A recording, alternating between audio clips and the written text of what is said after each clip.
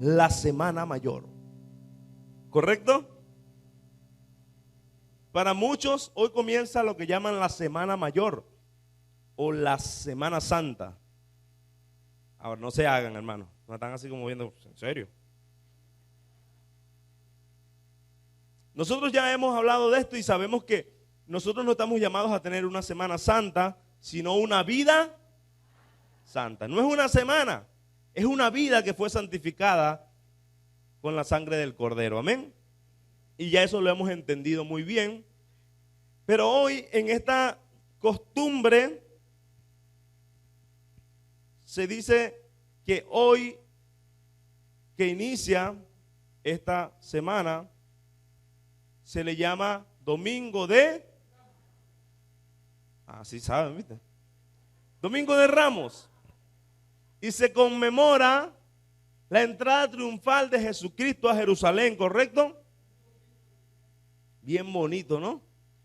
Y la gente le ponía palmas. ¿Cuándo trajeron sus palmas? ¿No trajeron las palmas hoy? Las palmas. Ajá, mi hermano está claro, las palmas. Si trajo su palma, denle un fuerte aplauso al Señor.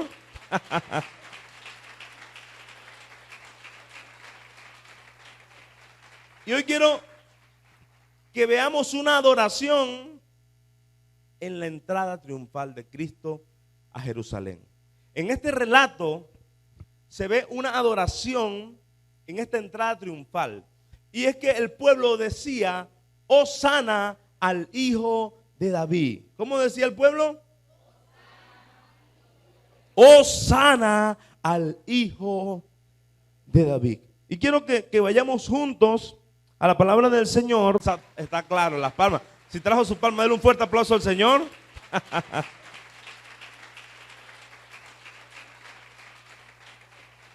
Y hoy quiero que veamos una adoración en la entrada triunfal de Cristo a Jerusalén. En este relato se ve una adoración en esta entrada triunfal. Y es que el pueblo decía, Hosana al Hijo de David. ¿Cómo decía el pueblo? Hosana al Hijo de David. Y quiero que vayamos juntos a la palabra del Señor y vamos a leer, aquí vamos a ver una imagen de más o menos, tengamos una idea del relato, Jesucristo entrando a Jerusalén, y ahí vemos algunas palmas. Vamos a leer Mateo 21, vamos a leer este relato y vamos a leerlo del 1 hasta el 11. Mateo 21, del 1 al 11. Lo leemos bajo la bendición del Padre, del Hijo y del Espíritu Santo. Cuando se acercaron a Jerusalén y vinieron a Betfagé, al monte de los olivos, Jesús envió 2 discípulos, diciéndoles, id a la aldea que está enfrente de vosotros, y luego hallaréis una asna atada y un pollino con ella. Desatadla y traédmelos. Y si alguien os dijere algo, decid, el Señor los necesita, y luego los enviará. Todo esto aconteció para que se decid a la hija de Sión, he aquí tu rey viene a ti manso y sentado sobre una asna, sobre un pollino, hijo de animal de carga. Y los discípulos fueron e hicieron como Jesús les mandó. Y trajeron el asna y el pollino y pusieron sobre ellos sus mantos, y él se sentó encima. Y la multitud, que era muy numerosa, tendía sus mantos en el camino, y otros cortaban ramas de los árboles y las tendían en el camino.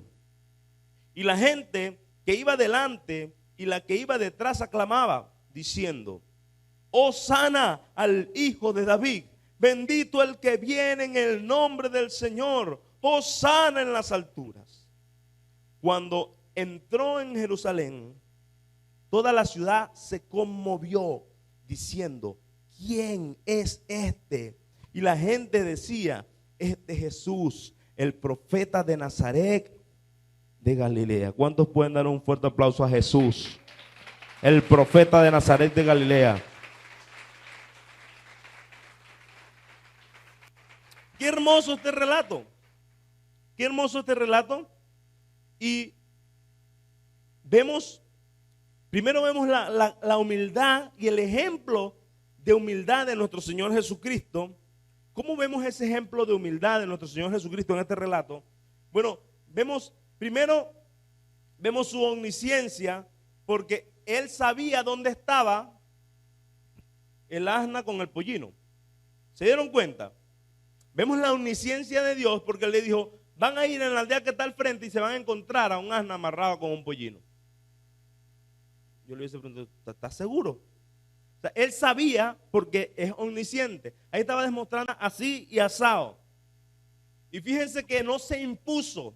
El Señor no fue con la autoridad del rey a decir, me mandan esa asna y ese pollino porque la necesito y no hay más nada que decir. No, si alguien se les opone, pídansela y díganle que se la vamos a regresar. ¿Se parece esa a la actitud de los líderes hoy día? Amén, sí, digo que sí, hermano, amén. Aunque sea por fe, hermano, digo. Líderes que piden las cosas amablemente y tranquilo que la uso y se la devuelvo. Se parece a los líderes de hoy día, ¿no? Se la expropio y más nada, porque soy Jesucristo. No, el Señor no dijo eso, sino dijo, pídansela que nosotros se la regresamos. Dígale que el Señor la necesita. Ahora, al parecer sí hubo cierta resistencia, pero algo que ayudó a que accedieran con facilidad y que el pueblo respondiera como respondió, es que hace más de 300 años, se estima, vamos a ponerla, hace más de 300 años, aproximadamente 400 años atrás de este suceso, Zacarías había profetizado, y en Zacarías 9:9 está la profecía que dice, alégrate mucho, hija de Sión, da voces de júbilo, hija de Jerusalén, he aquí tu rey vendrá a ti, justo y salvador, humilde y cabalgando sobre un asno, sobre un pollino, hijo de asna. Esta profecía se había escrito aproximadamente, justo y salvador, humilde y cabalgando sobre un asno, sobre un pollino, hijo de asna. Esta profecía se había escrito aproximadamente 400 años atrás. Es decir, el pueblo judío sabía de esta profecía. El pueblo judío estaba esperando este acontecimiento. Entonces cuando se dice, mira, el Señor la mandó a pedir, probablemente los dueños identificaron la profecía y dijeron, va a ser usado por el rey. Y cuando él va a hacer la entrada a la ciudad, fíjense que el pueblo le reconoció como rey. El pueblo le reconoció como rey. Vemos la profecía. Y algo que salta a la vista y que ha sido objeto de predicaciones es el burrito, ¿no? ¿Cuándo han escuchado predicaciones del burrito? Y unas historias interesantes del burrito entrando a Jerusalén, y el burrito se sentía muy contento porque la gente le aplaudía, la gente le ovacionaba, la gente cuando él pasaba le lanzaban palmas, y el burrito estaba muy contento porque estaba siendo alabado. Y resulta que no era a él, cuando él se da cuenta que estaban alabando era al que estaba encima de él. Y algunas historias dicen que el burrito se puso triste porque no era con él la alabanza. Otras dicen que bueno, se sintió orgulloso y privilegiado de llevar al Rey de Reyes y Señor de Señores en sus lomos. Y por ahí se saca una alegoría bastante bonita, ¿no? El burrito, ¿cuántos burritos hay aquí? Yo soy el burro, el de la gloria es el que está encima de mí. Y por ahí se saca una enseñanza muy bonita del burrito. Y algunos se sintieron ofendidos cuando les dije burrito. Pero realmente la comparación de la gloria que usted y yo merecemos no es más que la de ese burro. De hecho, el burro como que tuvo más. No nos sintamos ofendidos. Sin embargo, no vengo aquí a decirle burro a nadie. Solo quiero que pensemos en esa figura que está allí, que no solo fue una figura, sino que fue literalmente, el Señor entró en un asno y los asnos eran bestias de carga. Eran bestias de carga en el momento, pero anteriormente se consideraba un animal usado por la nobleza. En el libro de los jueces, usted va a ver que se hablaba del juez que estaba juzgando en el momento y sus hijos eran 70 y tenían 70 asnos. Cabalgaban sobre 70 asnos. O sea, los jueces, los que mandaban en el momento, usaban era asno. Entonces, en una época, el pueblo judío tuvo al asno como un animal donde se montaba la realeza. Sin embargo, con el pasar del tiempo, Salomón, en el tiempo de Salomón, hubo una raza específica que los judíos adoptaron para el uso de la nobleza y se dejó atrás el uso del asno y el asno solo lo usaban los pobres. ¿Sí? El asno solo lo usaban los pobres y ahora la nobleza usaba caballos. Y los asnos quedaron reservados para las cargas. Pero como les de nobleza usaba asnos. Sin embargo, en el contexto era un animal de carga. Porque es que la profecía lo había dicho así: va a venir tu rey justo y salvador humilde. ¿Lo leyeron en Zacarías 9:9? Y es interesante que ya estaba profetizado y la exactitud con la que el Señor quiso cumplir dicha profecía. Fíjense que el Señor les manda a los discípulos a buscar al asno y les dice que Él lo necesitaba. Porque necesitaba que se cumpliese lo dicho por el profeta. Dice, el Señor nos necesita. Si alguien nos dijere algo, decir, el Señor los necesita. Y ahí podemos decir, el Señor necesitaba a los burros. El Señor necesitaba a los burritos. El Señor necesita burros hoy en día. El Señor nos necesita a nosotros como su iglesia, amén, para seguir manifestando su gloria. Y hoy usted y yo no somos burros, somos hijos de Dios, amén, pero tampoco tenemos ninguna gloria. Toda la gloria sigue siendo del que está en nosotros y está sobre nosotros, el Rey de Reyes y Señor de Señores. Entonces, cuando usted pueda ver a alguien aplaudiendo por las cosas que usted hace, cuando usted sienta aplausos o sienta ovaciones por la gloria de Dios manifestada en su vida, recuerde y mantenga la mirada puesta en el que realmente merece la gloria. No empecemos a emocionarnos mucho. Recordemos que es el que está en nosotros el que está haciendo todo, que es el que está en nosotros el que está haciendo todo, y todo es por Él y para Él. Por lo tanto, toda la gloria es de Él. Y eso podemos extraer de la figura de este asno.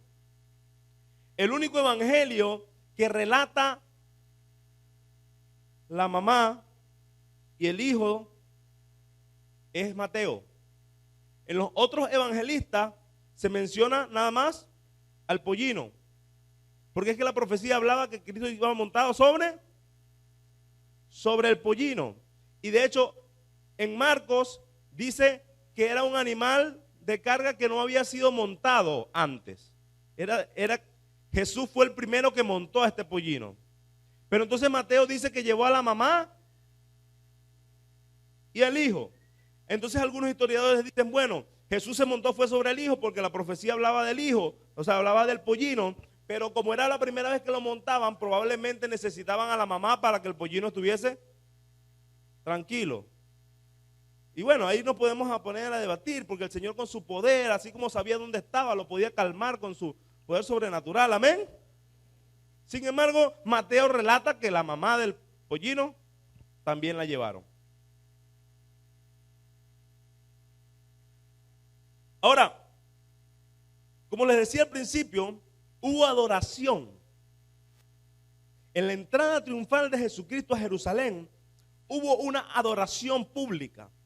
Y resulta que la frase que ellos estaban diciendo era una frase extraída del Salmo 118, 25 y 26.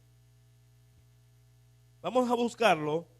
Salmos 128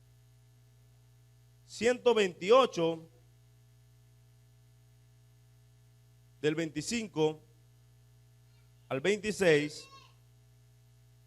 Y fíjense que la frase mencionaba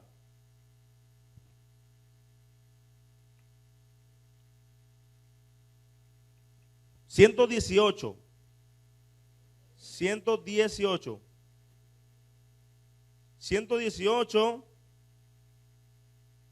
del 25 al 26. Oh Jehová, sálvanos ahora, te ruego, oh Jehová, que nos hagas prosperar ahora. Bendito el que viene en el nombre de Jehová. Desde la casa de Jehová os bendecimos. En el versículo 25 vemos que dice, oh Jehová, sálvanos.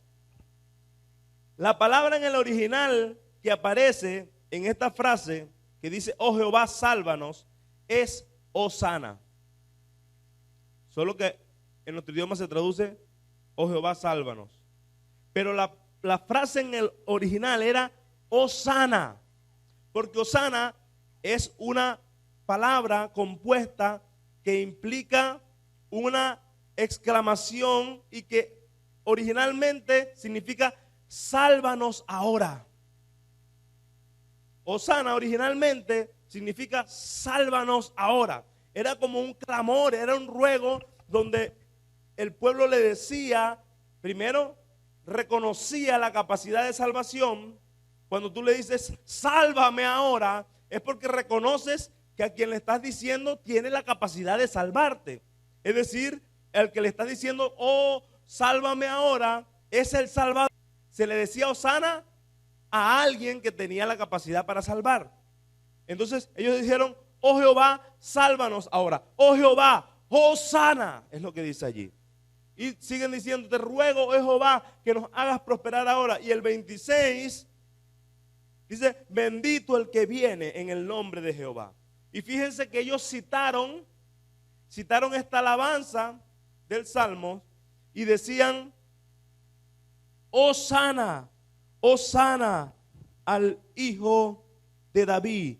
Bendito el que viene en el nombre de Jehová, Hosana. Esa era la frase que ellos exclamaban cuando Jesús iba entrando a Jerusalén sobre el pollino. La palabra Hosana significa salva ahora o sálvanos ahora. Era un clamor, un ruego.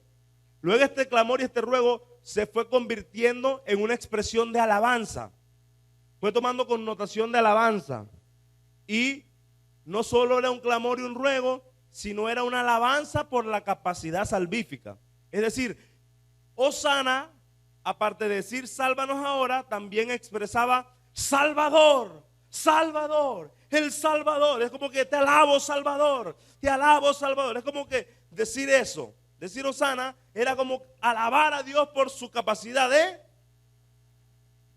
salvación, por su capacidad para salvar. Entonces, una palabra, una expresión de ruego, una expresión de clamor, que se convierte en una expresión de alabanza. Que el pueblo judío dijera Hosana implicaba que ellos estaban reconociendo adoración mesiánica. Fíjense, esto era una abierta adoración mesiánica a Jesús. Cuando ellos le dijeron Hosana, implicaba reconocimiento de Jesucristo como el Salvador. Fíjense que el pueblo estaba diciendo, llegó el rey prometido. Y es que el pueblo estaba reconociendo abiertamente una rendición. Nos rendimos. Hicieron una adoración pública porque reconocieron al prometido en Zacarías 9:9. Dijeron, este es el profeta, este es el Mesías, este es el que se nos anunció 400 años atrás y ahora nosotros decimos, Hosana al hijo de David. Y cuando decían al hijo de David, estaban reconociendo el linaje. Hermanos, en el contexto, el pueblo estaba oprimido por el imperio romano. ¿Sí? Ellos no tenían rey porque estaban oprimidos por Roma. Su rey era Herodes. Su gobernante era el gobernante de Roma. Ellos tenían sus autoridades, pero era en acuerdo con Roma, porque habían sido tomados, habían sido conquistados. Entonces, cuando hablamos del pueblo, vemos el contexto y vemos que era un pueblo que tomados, habían sido conquistados. Entonces, cuando hablamos del pueblo, vemos el contexto y vemos que era un pueblo que estaba dominado, que estaba sitiado por el imperio romano. Ellos vivían en cierta libertad, pero mandaba el imperio romano.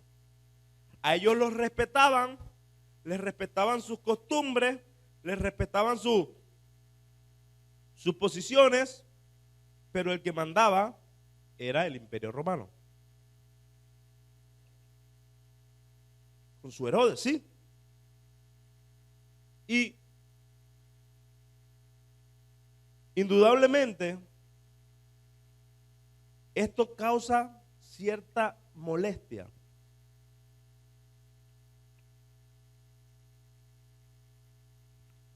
El pueblo. Uno, vieron el cumplimiento de la profecía, ¿sí? El pueblo vio el cumplimiento de la profecía. Dijo, nada, se dijo que iba a venir sobre un asno y aquí está entrando sobre un asno.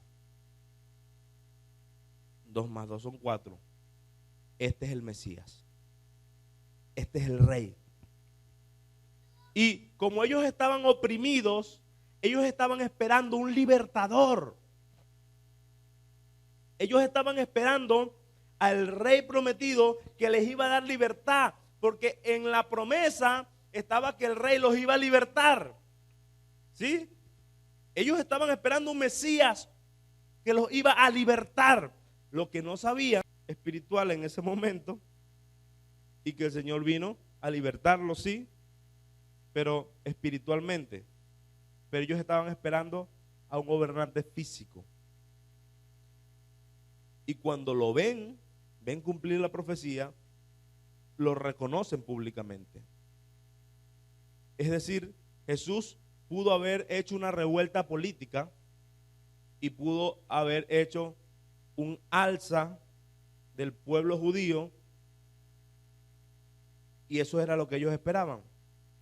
Ellos no tenían el poder para hacerlo, pero la promesa decía que iba a venir un libertador. A lo mejor ellos esperaban que el Señor, así como lo sacó de Egipto, iba también a abrir el mar y se iba a tragar a los romanos y los iba a volver a libertar. Ellos probablemente esperaban la mano sobrenatural del Señor para libertarlos y gobernar con libertad sobre el pueblo judío. Eso era lo que ellos esperaban. Y por eso es que vemos este grito, Hosana, Hosana al Hijo de David. Por eso es que vemos entonces este reconocimiento público. Y por eso es que vemos que un pueblo tan duro, un pueblo tan difícil, a una voz, todos clamaron, Hosana. Todos adoraron al rey. Y cuando hablamos de adoración, vemos que el pueblo, hoy día vemos las palmas, ¿no? Pero la Biblia no habla de palmas. La Biblia habla de ramas de árboles. Pueden haber sido palmas, pero habla de ramas de árboles en general. Bueno, por lo menos el evangelista que leímos, que fue Mateo. Pero bueno, sí, las palmas, las hojas de la palma califican como ramas, olivos y otro tipo de arbustos que estaban en la zona. Esto era como una especie de alfombra roja. Yo quiero que ustedes lo vean de esta manera. Iba pasando Jesús en el pollino y el pueblo, a manera de reverencia, a manera de reconocimiento, de adoración, dice que se quitaban sus capas y cortaban hojas de los árboles y le hacían una alfombra. Para nosotros sería como ver una alfombra roja, ¿no? Algo donde pasa la realeza, el presidente de la república, una celebridad importante, querido por muchos. Entonces, vemos que esto, el pueblo le hizo una alfombra para que el rey pasara. Diga, adoración pública. Ahora, qué interesante es ver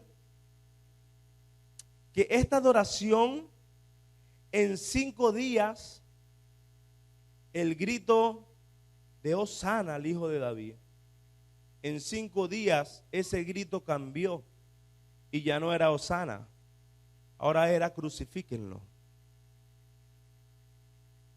Esta misma multitud que gritó Hosana al Hijo de David, que le adoró públicamente y le reverenció con capas, con alabanzas y con ramas de árboles, que le reconoció. Hermano, ellos estaban diciendo, tú eres el rey que esperábamos. Eso era lo que ellos estaban diciendo, tú eres el rey que esperábamos. Que le reconoció. Hermano, ellos estaban diciendo, tú eres el rey que esperábamos. Eso era lo que ellos estaban diciendo, tú eres el rey que esperábamos. Era una adoración poderosa la que ellos estaban haciendo. Ahora, 5 días después, ya no es Hosana, ahora es crucifíquenlo, crucifíquenlo. A Barrabás o al rey de los judíos. Al rey de los judíos, crucifíquenlo, suelten a Barrabás, crucifíquenlo. Y automáticamente tenemos que decir que la adoración que rindieron fue un cumplimiento profético, fue una profecía cumplida. Ellos fueron usados por Dios para cumplir una profecía, pero su adoración era una adoración falsa. Su adoración, repito, era una adoración falsa.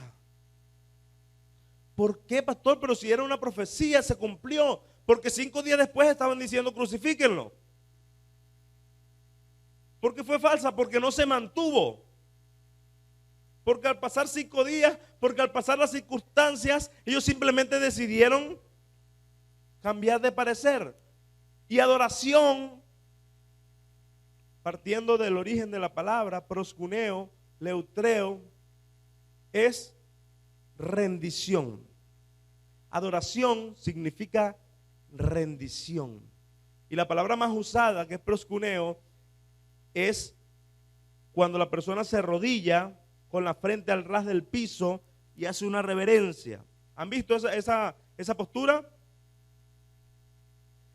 Y esa posición a los amos Y esa adoración implicaba: mi vida te pertenece.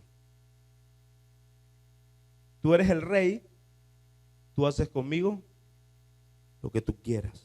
Mi vida te pertenece. Yo soy un esclavo, tú eres mi dueño, mi vida te pertenece. Ese es el sentido original de la palabra adoración.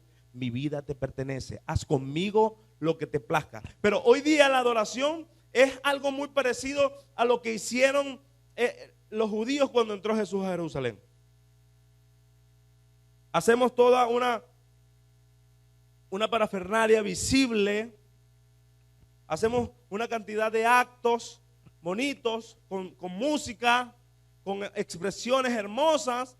Él es el rey, Él es el rey. Y hacemos una cantidad de cosas que no están mal. O sea, lo que ellos hicieron no estaba mal.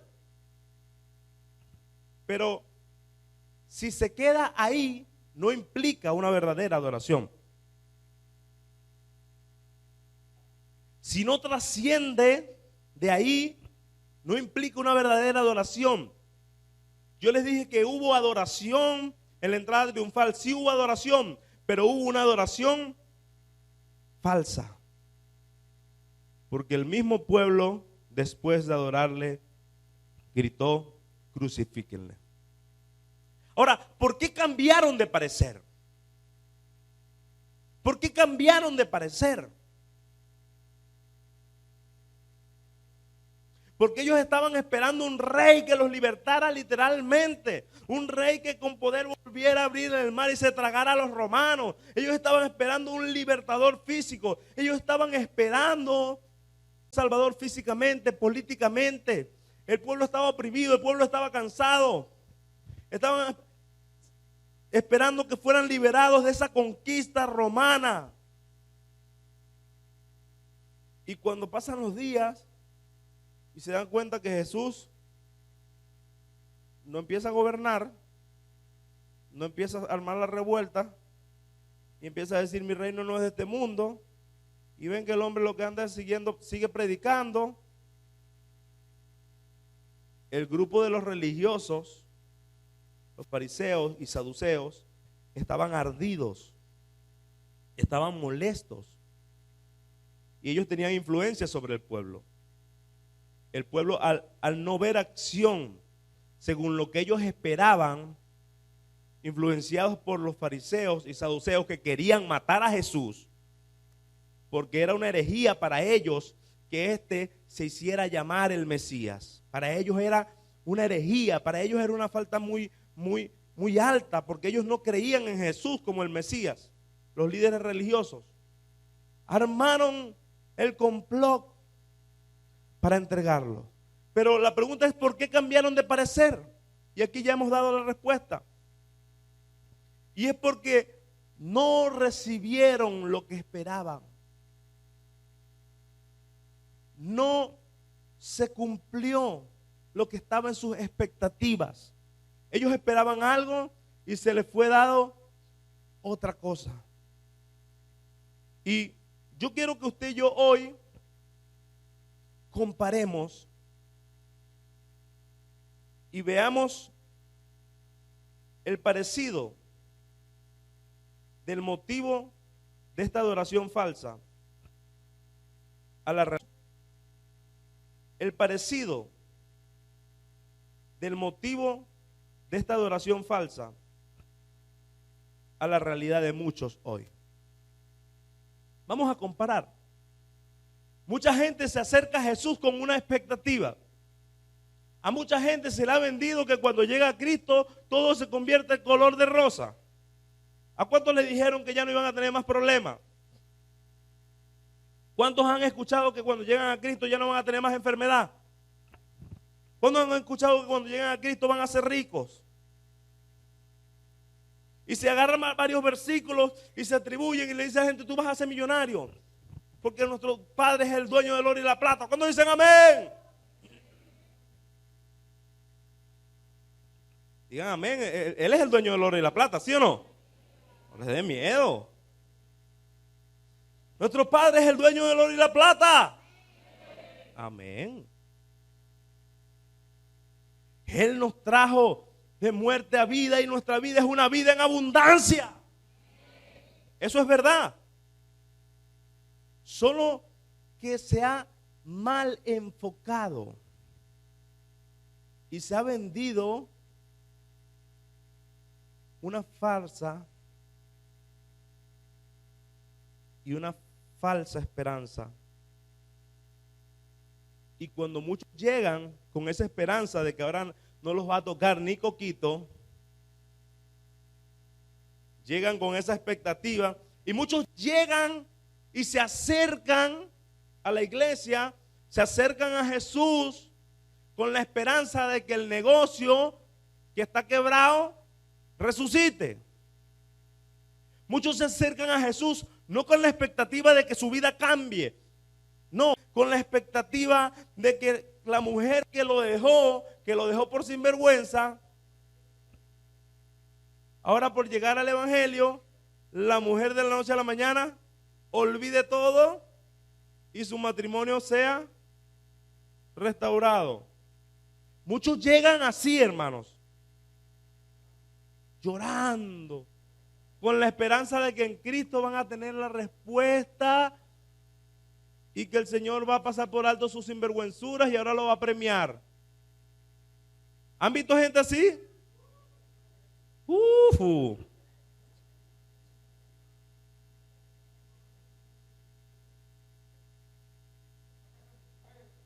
Mucha gente se acerca al Señor y arrojan palmas, arrojan sus capas, se bajan de la mula, ¿sí? Hacen adoraciones espontáneas, dan un carro, dan una siembra poderosa, un cheque, un pacto, una cosa, ustedes ya saben, ¿verdad que sí? Porque creen que es el que los va a libertar y se va a acabar la escasez. El negocio que está quebrado por estafador va a surgir. La mujer que lo dejó por adúltero va a volver y empiezan y creen que están comprando al Señor.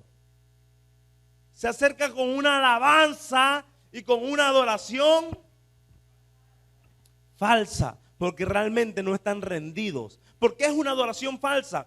Porque es algo de apariencia y realmente su corazón no está rendido a Él. Una adoración es decir a sus pies, usted puede decir todo lo que quiera a través de la música, usted puede lanzar, usted puede saltar, usted puede vestirse como un evangélico, como yo me vestí hoy. Usted puede hacer lo que quiera. Pero si su corazón, si su vida no está rendida al Señor, es decir, si su vida no está sujeta en obediencia a Dios, esa adoración es una adoración falsa. ¿Será que se parece el pueblo de hoy día, el pueblo gentil, que muchos nos hacemos llamar cristianos, al pueblo judío que estaba en aquella entrada triunfal? Las palmas y las capas, como les vengo diciendo, representan esos símbolos de adoración externa, esos símbolos visibles que algunos no están malos del todo. Lo que está mal es que hagamos esos símbolos visibles sin realmente tener la vida rendida a Él. Porque si ellos hubiesen estado rendidos a Jesús, cuando ellos le dijeron, oh sana al hijo de David, pasara lo que pasara, ellos se iban a sujetar a Él. Pasara lo que pasara, ellos le iban a seguir. Pasara lo que pasara, ellos le iban a obedecer, porque Él es el rey y Él sabe lo que hace. Pero no, ellos estaban esperando algo y como no se cumplió ese algo, no, este no es el que yo estaba esperando, crucifíquenlo, que este no es el que yo estaba esperando. Entonces muchas veces llegamos al evangelio, llegamos y estamos aquí, a veces llegamos al evangelio llegamos y estamos aquí en la congregación, en la iglesia, y cuando vemos que nos pasa algo que no es lo que esperábamos, muchos empiezan a renegar. Muchos dan la vuelta y dicen, no, aquí no es. Esto no es lo que me prometieron. Me devuelven mis reales. Me devuelven mi carro. Y han habido problemas por eso. Porque la gente viene y siembran y pactan. Y después cuando no se les da lo que esperaban. ¿Y mi carro? ¿Mis reales? Devuélvanme lo mío. Porque yo me voy. Porque me engañaron. Debemos evaluarnos, mis amados hermanos, y preguntarnos, ¿qué pasaría? ¿Qué pasaría? ¿O qué pasa si recibimos un no como respuesta? ¿Cuántos están pidiéndole algo a Dios? Yo creo que todos, ¿verdad? Todos le pedimos algo a Dios, aunque sea por la familia, le pedimos por salud, le pedimos por muchas cosas. Pero ¿qué pasaría si la respuesta de Dios para eso que estás esperando es un no? ¿Cuántos creen que Dios responde? Vamos de nuevo. ¿Cuántos creen que Dios responde? Pero si la respuesta es un no, digas amén. Dios te puede responder. Si la respuesta es un no, digas amén. Dios te puede responder sí. Te puede responder espera un momento, o sea, sí, pero todavía no. O te puede también decir no. Pero muchos quieren tener a Dios como su marioneta, hermanos. Entonces serías tú el Dios. Muchos quieren ser el Dios y que Dios sea su genio de la lámpara. A muchos se les ha vendido un evangelio así, donde realmente el centro es el ser humano, es decir, el que está endiosado es el ser humano, y tienen a un Dios manipulable, a un Dios a su antojo. Entonces lo que tienen es un genio de la lámpara. Y no es así. Dios es el todopoderoso, Dios es el soberano, es el omnisciente, es el omnipotente. No hay nada ni nadie que se compare a Él. El infinito, el gran yo soy. Ese es el Dios que adoramos. Dale fuerte aplauso y dile, tú eres el que conoces todo. Te alabamos, Señor. Y si me dices que no, y también te alabo, Señor. Y si te dice que no, te quitas los clavos y te bajas de la cruz. Hay unos que tienen esa maña, ¿no? Que me bajo de la cruz.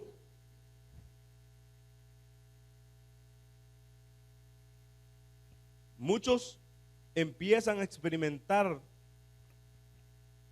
cosas como los niños malcriados.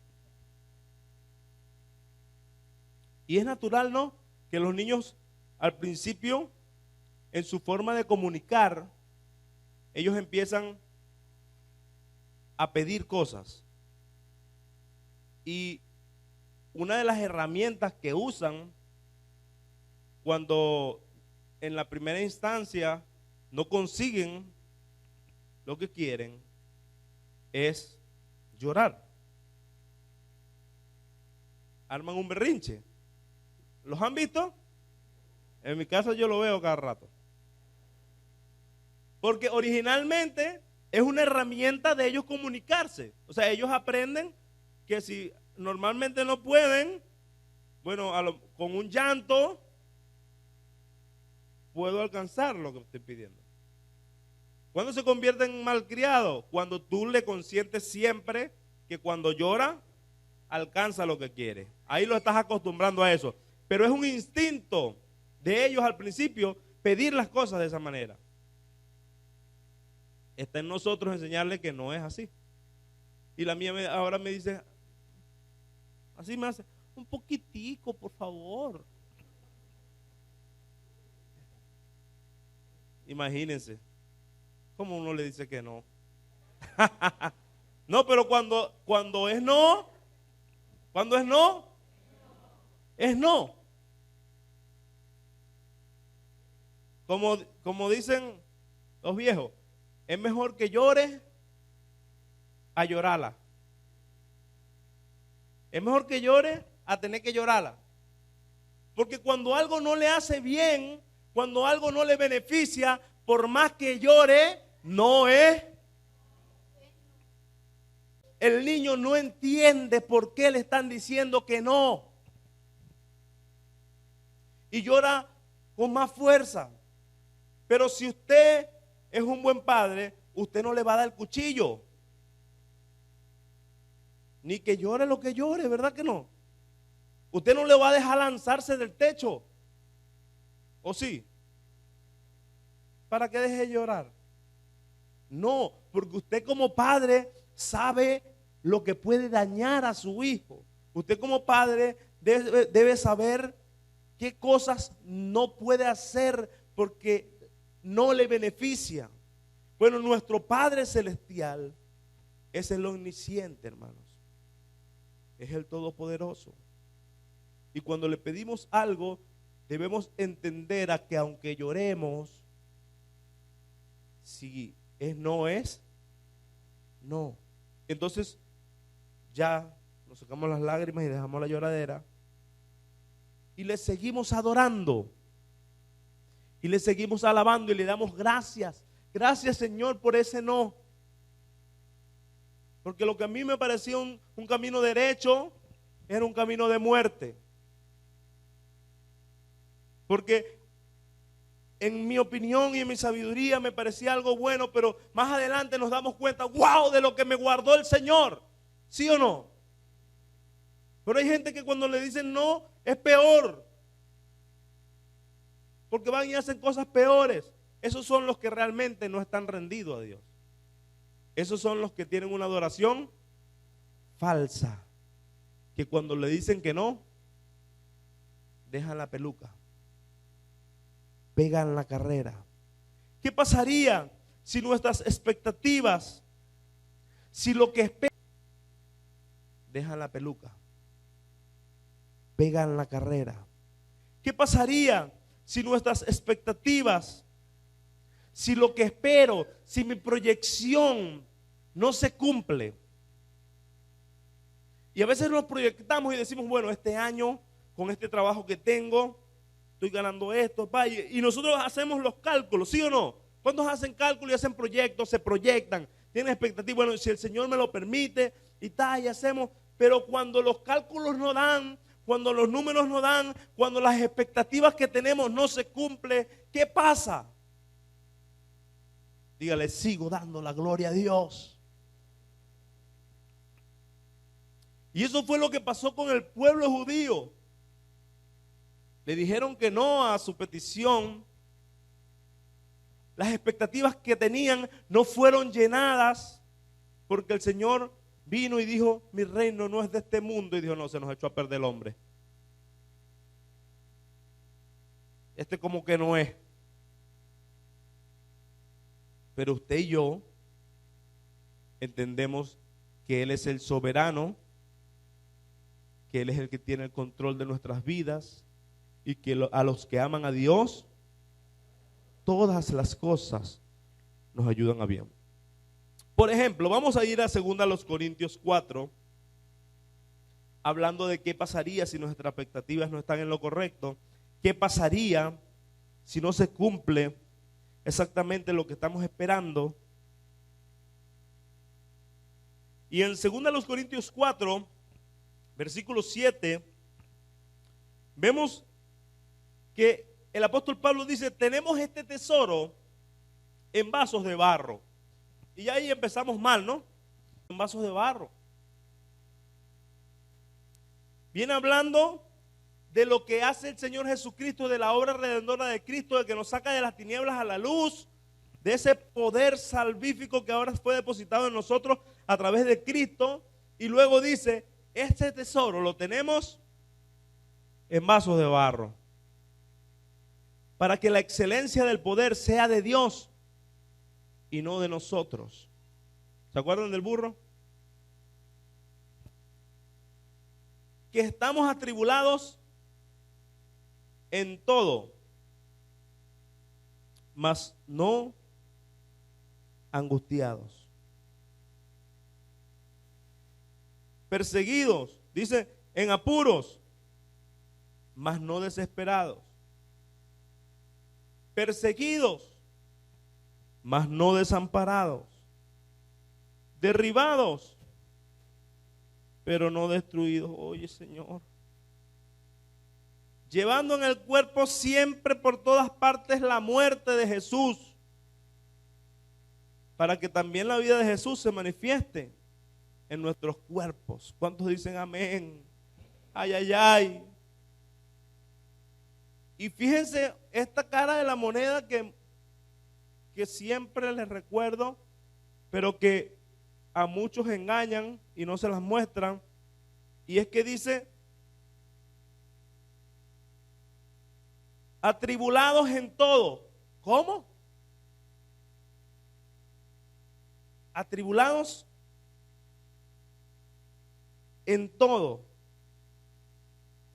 Ah, pero ahí viene la esperanza.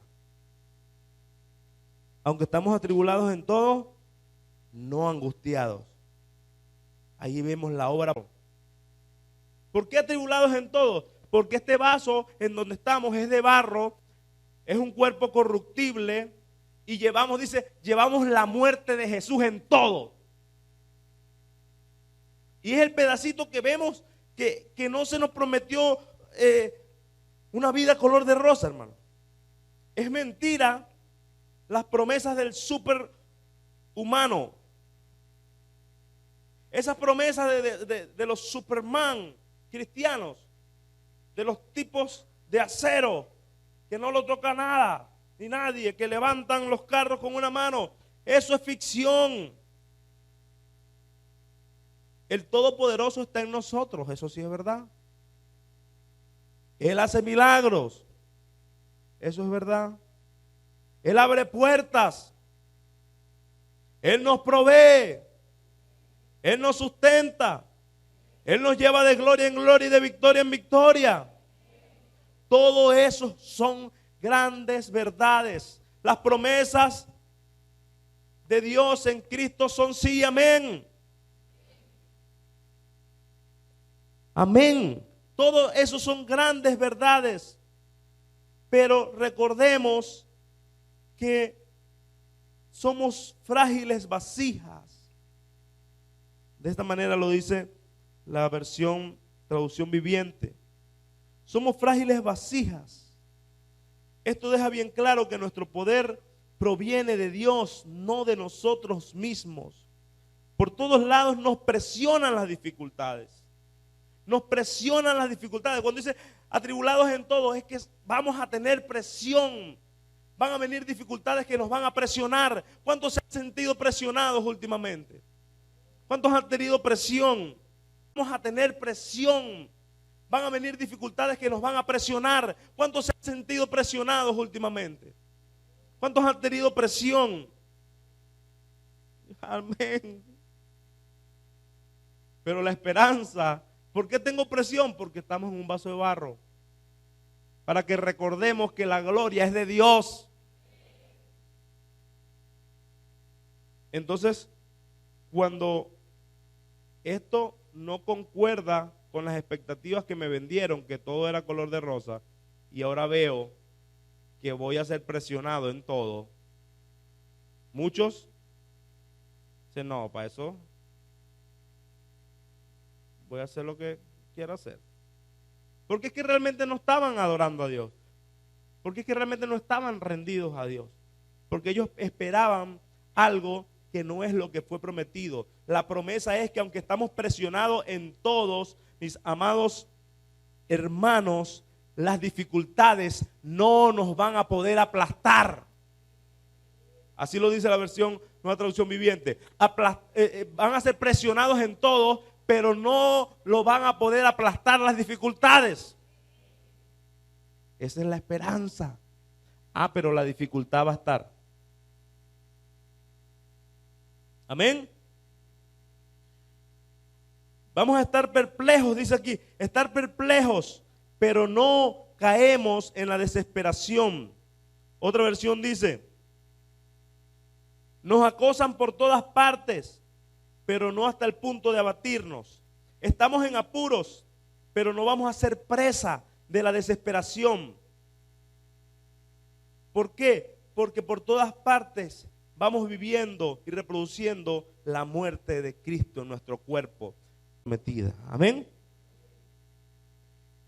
Entonces, cuando vemos esto, y de verdad que de ahí de 2 Corintios 4, de 7 en adelante, sale una predicación aparte, muy bonita, pero hoy quise mencionárselos para que veamos lo que muchos esperan y lo que la Biblia dice, para que veamos una contraparte de que a lo mejor las expectativas que nos venden son unas, pero la palabra del Señor dice, vamos a estar en aprietos, en dificultades por todas partes, pero la promesa es que la promesa no es que van a desaparecer las dificultades.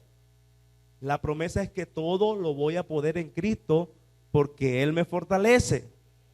La promesa no es que se van a ir las dificultades, no. La promesa es que Él me va a dar la fortaleza y nada va a poder aplastarme. Porque en medio de la tormenta yo puedo tener paz. Pero usted no quiere tormenta. Pero usted no quiere ni que le dé ni gripe. Pero el que le da gripe empieza a renegar. No, Señor, pero por tu llaga yo fui sanado. ¿Qué gripe es esta? Reprendo la gripe, la ato, la arrebato, la mando para allá. Hay gente así, hermanos, que cuando sus expectativas no son cumplidas, empiezan a inventar y a hacer oraciones hechiceras, empiezan a maldecir, empiezan y dicen, yo no acepto un no como respuesta. Ya va, ¿cómo que tú no aceptas un no como respuesta?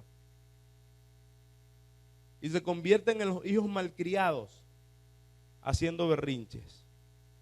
¿Quién es el soberano? ¿Yo? Pregunte, ¿yo? No yo, pregunte usted también, yo voy a preguntar por mí. Pregunte usted mismo y diga, ¿yo o Dios? Entonces, aunque no entendamos, vamos a vivir confiados de que Él tiene el control, amén. Y por consecuencia, lo que se quiere es que seamos adoradores en espíritu y verdad.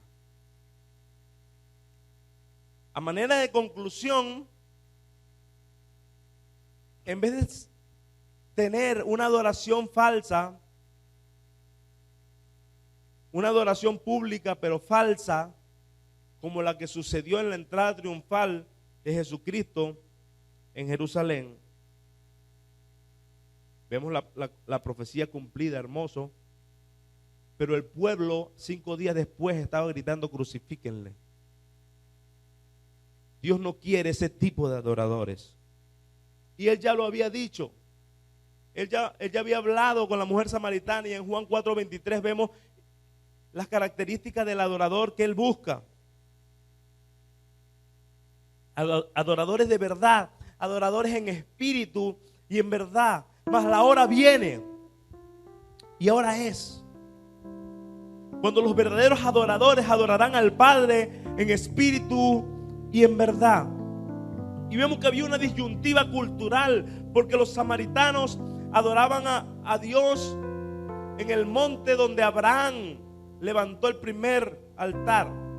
Los samaritanos reconocían solo el Pentateuco como la palabra de Dios, pero los judíos reconocían todos los demás libros que habían sido escritos hasta el momento. Ellos lo tenían como la Torá. Pero los judíos reconocían todos los demás libros que habían sido escritos hasta el momento. Ellos lo tenían como la Torá. Entonces había una disyuntiva cultural entre la samaritana y los judíos. Y la samaritana le decía: nuestros padres adoraron a Dios allá, pero los judíos dicen que es aquí, en Jerusalén, porque estaba el templo en Jerusalén. Y esa era la disyuntiva que estaba. Culturalmente la mujer le decía: mira, pero nuestros padres adoran allá a Dios, donde Abraham levantó el altar. Pero los judíos dicen que es aquí en Jerusalén. Y el Señor le dijo: va a llegar un momento que ni aquí ni allá. Y ahí le dice: la hora viene y ahora es. ¿De qué estaba hablando? Él le estaba anunciando el nuevo pacto. Él estaba haciendo mención de lo que iba a ocurrir a través del velo que se iba a rasgar por la muerte y resurrección de Él, como el Cordero prometido. Y todos esos lugares, todos esos altares iban a ser abolidos, y ahora ya no iba a haber un sitio fijo, sino el Señor iba a levantar altares encendidos en cada uno de los hijos de Él. Ya la adoración no se iba a tratar de un ritual público o de un ritual en un sitio. La adoración ahora iba a trascender a vidas compradas por su sangre, y por consecuencia vidas rendidas a Él como un sacrificio vivo de alabanza. Y por eso Él le dice: la hora viene, ahora es, cuando los verdaderos adoradores, porque también el Padre, tales adoradores, busca que le adoren. Dios es espíritu, y los que le adoran en espíritu y en verdad, es necesario que le adoren. Y cuando vemos la palabra que le adoren en espíritu y en verdad, vemos que la palabra espíritu no dice: los verdaderos adoradores adorarán al Padre. Tales adoradores busca, Él dice, adorarán al Padre en espíritu y en verdad. Fíjense que la palabra espíritu, adorarán al Padre en espíritu y en verdad. Ese espíritu no es el Espíritu Santo. Está con E minúscula, ¿lo vieron? Adorarán al Padre en espíritu y en verdad. Estaba hablando del ser interno, desde lo más profundo. O sea, esa palabra espíritu allí está hablando del hombre interior, del espíritu del hombre, ¿sí? De tu vida interna, lo más profundo. El Señor quiere que lo adores desde lo más profundo de tu ser, no con las apariencias, no en un lugar físico, no con un ritual. El Señor quiere que lo adores desde lo más interno, desde lo más profundo de tu vida, en espíritu y en verdad. Cristo es la verdad. Que lo adoren ahora según los principios del nuevo pacto, según los principios que Cristo iba a establecer. Esa es la adoración en espíritu y verdad. Una adoración desde lo más íntimo.